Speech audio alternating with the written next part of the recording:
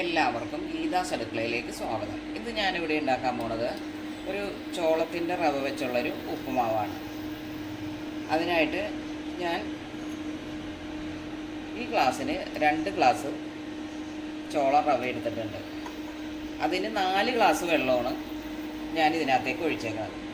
പച്ചമുളക്, ഇഞ്ചി, കറിവേപ്പില ഇതെല്ലാം ഇട്ടാണ് ആദ്യം വഴറ്റി കഴിഞ്ഞിട്ട്, ഇപ്പോൾ 2 ഗ്ലാസ് റവയാണ് എടുക്കണമെങ്കിൽ 4 ഗ്ലാസ് ആ ഗ്ലാസ്സിന് തന്നെ വെള്ളം എടുക്കുക.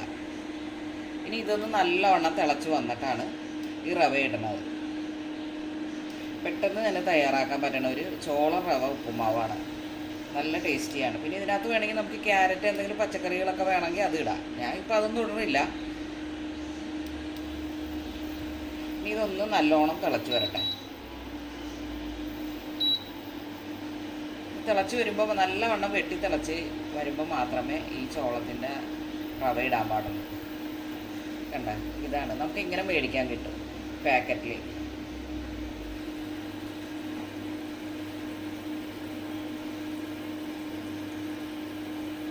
ഇഞ്ചി ഒരു ചെറിയ, നമ്മൾ ഉപ്പുമാവ് ഉണ്ടാക്കണ അതിനനുസരിച്ചുള്ള ചെറിയ കഷ്ണം ഇഞ്ചി, ഒരു 3-4 പച്ചമുളക്, കറിവേപ്പില, ഒരു സവാള, അത്രയും മതി. ചെറിയ സവാള ആണെങ്കിൽ ഒരെണ്ണം, വലിയ സവാള ആണെങ്കിൽ അരമുറി മതി.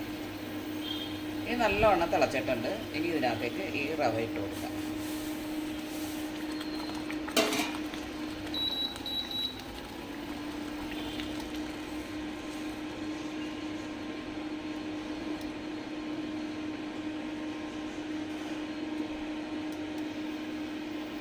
കണ്ട, ഇങ്ങനെ നിൽക്കണം ഇതിൻ്റെ പുറത്ത് വെള്ളം. നല്ലോണം വെന്ത് വന്ന ഇത്, പക്ഷെ പെട്ടെന്ന് തയ്യാറാക്കാനും പറ്റും. ഇനി ഈ വെള്ളം നല്ലോണം വറ്റിച്ചെടുത്താൽ മതി. പിന്നെ ഒരു കാര്യം പറഞ്ഞു, ഉപ്പിടാൻ മറക്കരുത്. കണ്ട, ഇങ്ങനെയാണ് ആദ്യം കിടക്കുകയുള്ളൂ. എന്നിട്ട് നമ്മളിതിൻ്റെ വെള്ളം വറ്റിച്ചെടുത്താൽ മതി.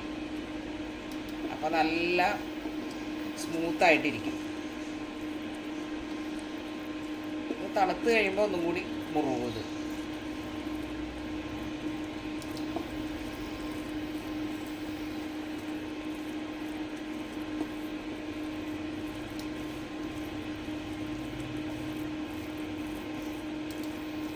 ഇതിൻ്റെ വെള്ളമൊക്കെ വറ്റി ഒന്നും കൂടി വരണം, ചെറിയ തീയിലിട്ടട്ടെ. നിങ്ങളോർക്കും ഇങ്ങനെ ഇരിക്കുമ്പോഴേക്കും ഉപ്പുമാവ് കുഴഞ്ഞു പോകുന്നു, പക്ഷെ കുഴഞ്ഞൊന്നും പോകില്ല.